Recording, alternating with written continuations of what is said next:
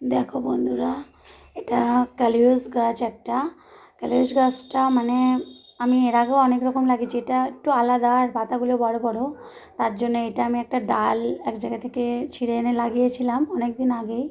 তো বেশ ভালোই গোড়া ছেড়ে দিয়েছে বলে এবারে টপে দেব। দেখো এই কালারটা কত সুন্দর করেছি, আরও সুন্দর হবে। সব কিন্তু পিঞ্চিং করে করেই আমি এত সুন্দর করেছি। 3 রকম আছে আমার কাছে, আর 2 রকম লাগিয়েছি।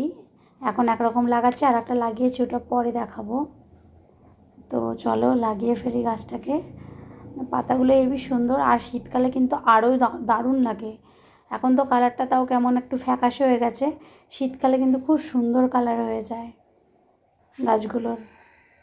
আর খুব একটা বেশি রোদে লাগে না এই গাছে, কারণ বেশি রোদে লাগলে আলো আরও মানে পাতাগুলোর রং দেখতে বাজে হয়ে যায়।